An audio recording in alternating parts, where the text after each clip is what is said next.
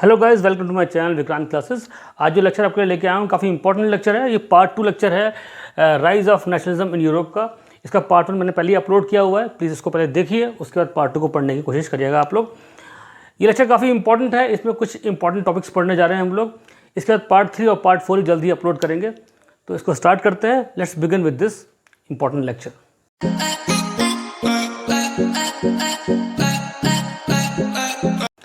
तो last time हम लोगों ने ट्रीटी ऑफ वियना पढ़ा था। ट्रीटी ऑफ वियना काफ़ी इंपॉर्टेंट थी, ये आपको याद होगा। अगर आपने नहीं देखा तो प्लीज़ आप देखिए लेक्चर नंबर 1 से, कि ट्रीटी ऑफ वियना जो कि 1915 में हुई थी, ये after the battle of Waterloo के बाद ये ट्रीटी हुई थी। इसमें इंपॉर्टेंट वर्क जो हुआ था वो ये हुआ था कि फ्रांस के अंदर फिर से एक बार, जो फ्रांस है आपका, फ्रांस के अंदर फिर से एक बार बॉर्बन डायनेस्टी को रीस्टार्ट यानी रीइंस्टॉल कर दिया गया था। फिर से हम देख रहे हैं कि फ्रांस के अंदर मोनार्क्स लौट के आ गए। तो इस समय जो किंग बना जो आदमी, उसका नाम था लुईस 18। इसको याद रखिएगा प्लीज़, लुईस 18 है। और जब 1789 में जब रिवॉल्ट हुआ था, जिसे हम फ्रेंच रिवॉल्यूशन कहते हैं, उस समय था लुईस 16। ठीक है, तो ये थोड़ा इंपॉर्टेंट है, इसको याद रखिएगा। तो 1915 में हम देख रहे हैं कि क्या हो गया। आई एम सॉरी, ये 1915 नहीं है, ये 1815 है, सॉरी। तो 1815 में क्या हुआ, हम देख रहे हैं कि बॉर्बन डायनेस्टी को फिर से फ्रांस में रिस्टॉल किया गया और फ्रांस में फिर से एक किंग बन गया, उसका नाम था लुईस 18।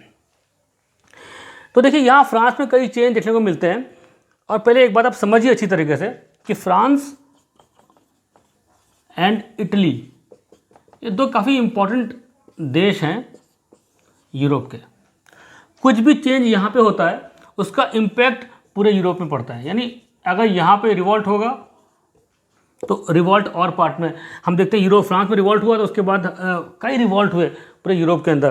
तो इस तरह से फ्रांस में कुछ भी होता है तो हम देखते हैं कि उसका असर पूरे यूरोप में पड़ता है। तो अभी क्या हो रहा है कि फ्रांस के अंदर यहाँ पे हम देखते हैं कि बॉर्बन डायनेस्टी को फिर से रीइंस्टॉल कर दिया गया है।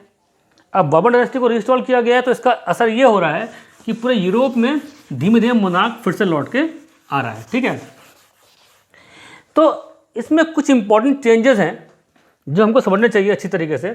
पहला इंपॉर्टेंट चेंज ये है कि एक तो एक नया वर्ग सामने आता है इस समय, जिसको हम लोग कहते हैं मिडिल क्लास। ये कौन से लोग हैं भाई? देखिए, ये वो लोग हैं जो फैक्ट्रीज में काम करते हैं, लिटरेट हैं, ये पढ़ लिख गए। अच्छा, पढ़ लिखने की वजह से इनके पास न्यू आइडियाज़ हैं। अब आइडियाज़ भी नए हैं इनके पास। तो अब क्या हो रहा है कि ये लोग कई बुक्स पढ़ते हैं और बुक्स के जो आइडियाज़ हैं उनमें उनको लोगों में सर्कुलेट करते हैं। तो इस तरह में मिडिल क्लास जो ग्रुप सामने आता है, इसकी वजह से पूरे यूरोप के अंदर हम एक नया क्रांति देखते हैं। वो क्रांति क्या है कि नए नए आइडियाज़ सामने आते हैं। उसमें एक टर्म निकल के आ रहा है, वो टर्म है लिबरलिज्म। ये काफ़ी इंपॉर्टेंट टर्म है, एग्जाम में 3 नंबर क्वेश्चन इससे आता है। तो इसको समझते हैं कि लिबरलिज्म का मतलब क्या होता है। तो देखिए, लिबर वर्ड जो है ना, ये एक लैटिन भाषा का शब्द है भाई, लैटिन लैंग्वेज का शब्द है। और ये वर्ड है लिबर, इसका मतलब है फ्री। यानी जहाँ भी इसका इस्तेमाल करेंगे तो वहाँ हम फ्रीडम की बात कर रहे हैं, फ्री होने की बात कर रहे हैं। तो इसका इस्तेमाल हमको 3 तरीके से करना है इस चैप्टर के अंदर। जो पहला टर्म है वो है सोशल, फिर है पॉलिटिकल और फिर लास्ट में है इकोनॉमिकल। तो भाई ये क्वेश्चन एग्जाम में पक्का आता है, अक्सर ये क्वेश्चन इंपॉर्टेंट है और 3 मार्क्स के उसमें आता है ये क्वेश्चन। 3 नंबर की रेटिंग मेरी तरफ से इसको है। तो इसी को हम पहले आज चैप्टर की स्टार्टिंग इससे ही करेंगे, लिबरलिज्म से, कि लिबरलिज्म क्या होता है और किस तरह ये वर्क करता है। तो फटाफट इसको देख लेते हैं कि ये किस तरह से काम करता है लिबरलिज्म। तो ये लिबर वर्ड है, इसका मतलब है फ्री। तो जहाँ भी इसका इस्तेमाल करेंगे उसका मतलब, लिबरलिज्म का मतलब ये नहीं है कि हम इसको पॉलिटिक्स में इस्तेमाल करेंगे, इसको सोशल में इस्तेमाल करेंगे, इसको कहीं भी इस्तेमाल कर सकते हैं। तो देखिए, अब जैसे मान लीजिए ये वर्ड है लिबरलिज्म, तो बताया मैंने, इसका मतलब होता है फ्री। ठीक है, तो इसको जब इस्तेमाल करेंगे हम लोग 3 पार्ट में। पहला है सोशल, दूसरा है पॉलिटिकल और तीसरा है इकोनॉमिक्स। बहुत ही इजी है, अभी देखिए फटाफट आपको याद हो जाएगा। ये सोशल मतलब समाज, एक समाज की बात कर रहे हैं। तो समाज के अंदर लोग फ्री कब होते हैं? जब लोगों को इक्वल राइट्स मिलते हैं। जो लोग हैं अपनी गवर्नमेंट के अगेंस्ट बोल सकते हैं। People can raise their voice. Government के अगेंस्ट लोग बोल सकते हैं। तीसरी इंपॉर्टेंट बात यह है इक्वालिटी बिफोर लॉ, यानी कानून के आगे जितने भी लोग हैं वो सब एक माने जाएंगे। तो सोसाइटी के अंदर, समाज के अंदर ये 3 बातें हैं। अगर 3 बातें अगर हैं तो इसका मतलब ये है कि उसके अंदर लिबरलिज्म देखने को मिलता है, लोग फ्री हैं। अब बात करते हैं पॉलिटिकल की। तो इसमें देखिए, अब पॉलिटिक्स की बात करते हैं तो इसमें क्या है कि वोटिंग राइट्स टू एवरीवन। जितने भी लोग रहते हैं भाई उनको वोटिंग राइट्स मिलेगा। इसके लिए एक टर्म और भी इस्तेमाल कर सकते हैं, वो ये है कि जैसे मान लीजिए आपने इस्तेमाल कर लिया कि यूनिवर्सल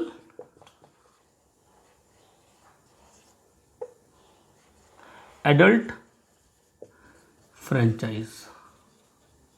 ठीक है, इसका मतलब इंडिया में जैसा कि है कि कोई भी आदमी जो इसकी उम्र 18 साल है वो वोट डालने का उसको अधिकार है। तो voting rights to everyone without any discrimination, कोई भेदभाव नहीं है। कोई भी आदमी किसी भाषा, किसी कलर, किसी स्किन कलर का, किसी भाषा का, किसी सेक्स का इस देश में रहता है, उनको वोटिंग का अधिकार मिलता है। तो अगर ये राइट्स मिल रहे हैं लोगों को, इसका मतलब कंट्री के अंदर पॉलिटिकल लिबरलिज्म है। ये सोशल लिबरलिज्म है, ये आपका पॉलिटिकल लिबरलिज्म है। ठीक है, वोटिंग राइट्स। और लास्ट इंपॉर्टेंट बात यह है, वो है इकोनॉमिक्स। तो जब भी इकोनॉमिक्स की बात करेंगे, ये इकोनॉमिक लिबरलिज्म है। जब भी इकोनॉमिक की बात करेंगे तो इसका मतलब हम लोग बात कर रहे हैं मार्केट की। तो अब यहां मार्केट में कब होगा लिबरलिज्म? जब no restrictions from the state, यानी जो आपका गवर्नमेंट है उनकी तरफ से कोई रेस्ट्रिक्शंस नहीं है। कहाँ पे? इन मार्केट, यानी ट्रेड में लोगों को कोई भी दिक्कतें नहीं है, लोगों को ट्रेड करने की इजाज़त है।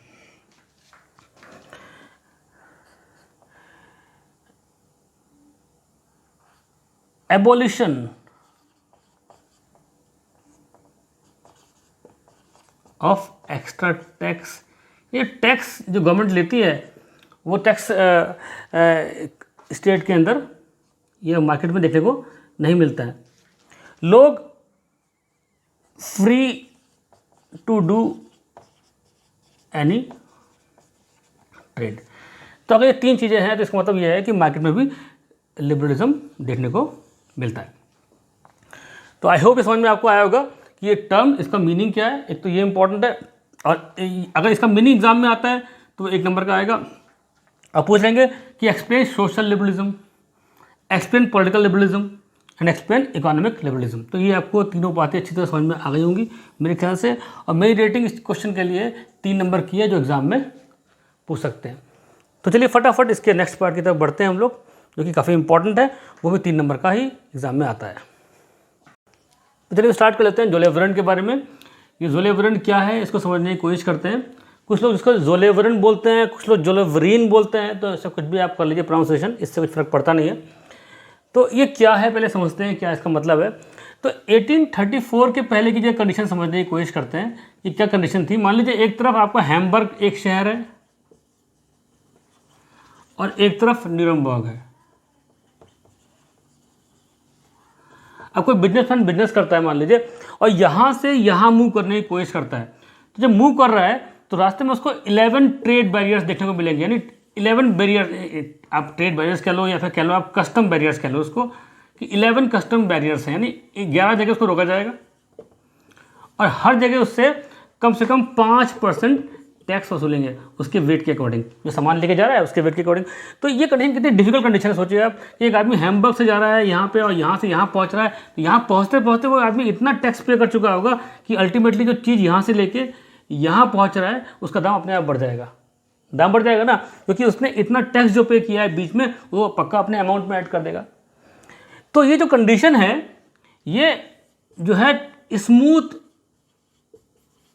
ट्रेड जो है ना, स्मूथ ट्रेड को डिस्करेज करती है, यानी उसके लिए अच्छी नहीं है। तो क्या किया जाए? तो इसके लिए एक कॉन्सेप्ट आया जिसे हम लोग कहते हैं ज़ोल्वरन, ठीक है, इसे हम कहते हैं ज़ोल्वरन।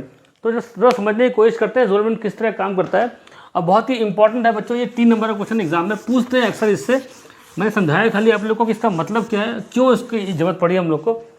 तो ज़ोल्वरन जो है, पहली बात तो ये it is a group of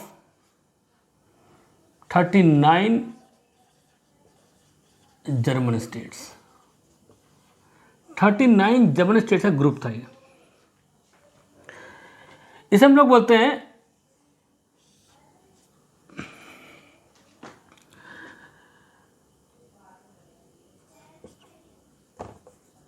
custom union. इसको इनिशिएट किया था, इट इज इनिशिएटेड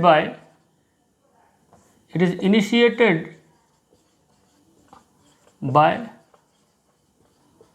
प्रूशिया। ये सब बड़े इंपॉर्टेंट पॉइंट्स हैं, पूछ लेते हैं एग्जाम में, इसलिए इसको लिखते रहिएगा कि it is initiated by the Prussia. और कौन से ईयर में इनिशिएट किया था? Formed in the year 1834। तो क्या देखिए पढ़ा हम लोगों ने, ज़ोल्वरन जो है वो एक ग्रुप है 39 जर्मन स्टेट्स का, जिसमें कि इसको हम लोग कस्टम यूनियन कहते हैं। इसको इनिशिएट किया था प्रूशिया ने। अच्छा, प्रूशिया क्यों इनिशिएट कर रहा है? एक्चुअली प्रूशिया खुद भी इस 39 जर्मन स्टेट का एक पार्ट था। इन स्टेट में सबसे स्ट्रांग जो स्टेट था वो प्रूशिया था, तो उसने इनिशिएट किया। उसने क्या बोला कि जो ट्रेड करने में बहुत दिक्कत होती है तो इसको आसान करना है, तो इसने इसको इनिशिएट किया। अच्छा, it is formed in the year 1834। अब इसमें हुआ क्या, देखिए क्या इंपॉर्टेंट वर्क हुआ। देखिए सबसे इंपॉर्टेंट काम जो मैंने आपको समझाया था कि ये इससे पहले जो कंडीशन थी वो बहुत डिफिकल्ट कंडीशन थी कि एक आदमी बिजनेसमैन यहाँ से यहाँ मूव कर रहा है, तो कई जगह से उसको रोका जा रहा है और कस्टम और टैक्स पे करना पड़ता है उसको, ठीक है। तो अभी यहाँ क्या किया इन लोगों ने कि जो आदमी मूव कर रहा है इन स्टेट्स के बीच में, जो 39 जर्मन स्टेट्स हैं, पहले इसके बीच में 30 करेंसी हुआ करती थी, तो 30 जो करेंसी थी ना, 30 currency were reduced to 2 currency. पहला काम तो क्या किया, अब सोच के आप देखिए, एक आदमी यहाँ बिजनेस कर रहा है, फिर यहाँ से यहाँ मूव करता है, यहाँ से यहाँ मूव करता है, यहाँ से यहाँ। अब दिक्कत क्या है कि यहाँ की करेंसी अलग है, यहाँ करेंसी अलग, यहाँ करेंसी अलग, यहाँ करेंसी अलग, और यहाँ पर करेंसी अलग है। तो कितना मुश्किल है यहाँ पे काम कर पाना। तो इसमें क्या किया गया इस कस्टम यूनियन में कि सबसे पहले जो 30 करेंसी थी उन्हें कम करके 2 करेंसी में कन्वर्ट किया, जिससे कि बिजनेस करना आसान हो जाए। इसके अलावा कस्टम बैरियर्स जो थे वर रिड्यूस्ड, इन्हें कम कर दिया गया, जिससे कि आदमी इजीली मूव कर सके और बिजनेस करना उसके लिए आसान हो सके, कोई दिक्कत ना हो।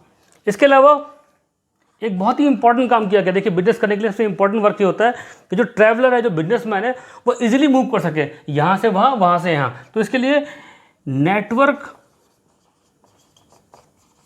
Of railway was established. अब जब रेलवे का नेटवर्क बना दिया है तो इससे क्या होगा, इससे क्या होगा, movement of goods become very easy. यानी अब सामान को यहाँ से वहाँ लेके जाना है, वहाँ से यहाँ लेके जाना है, तो बड़ा आसान हो गया। तो आई होप सबको समझ में आया होगा। इसमें इंपॉर्टेंट बात जो पढ़नी है आप लोगों को वो ये है कि ज़ोल्वरन जो है, इसको ये एक ग्रुप था 39 जर्मन स्टेट्स का, इसको कस्टम यूनियन कहते हैं हम लोग। इसको इनिशिएट किया प्रूशिया ने और 1834 में इसको इनिशिएट किया गया। क्या वर्क किए गए इसके अंदर? कि 30 करेंसी को 2 में कन्वर्ट कर दिया गया जिससे बिजनेस करना ईजी हो जाए।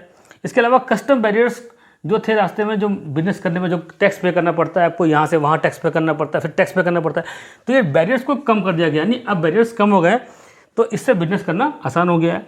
Network of railway was establish, यानी एक रेलवे का बहुत ही बड़ा नेटवर्क इस्टेब्लिश किया गया जिससे कि जो बिजनेसमैन है वो यहाँ से वहाँ इजीली मूव कर सके और उनका सामान जो है वो भी इजीली मूव कर सके। तो आई होप सबको समझ में आया होगा ये पार्ट आपको। मेरे ख्याल से ये क्वेश्चन जो है आपका, इसकी रेटिंग 3 मार्क्स है मेरी तरफ से। एग्जाम में अगर क्वेश्चन आता है तो ये 3 नंबर का क्वेश्चन आएगा, और साथ में ये पार्ट 1 नंबर के लिए बड़ा इंपॉर्टेंट है।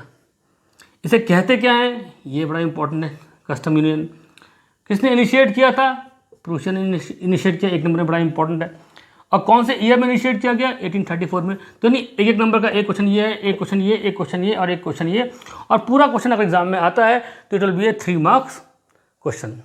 सो आई होप ये लेक्चर आपके लिए काफ़ी फ़ायदेमंद रहा होगा, और पार्ट 3 जल्दी इसका लेके हम आएंगे। ठीक है, तो इसको एंजॉय करिए और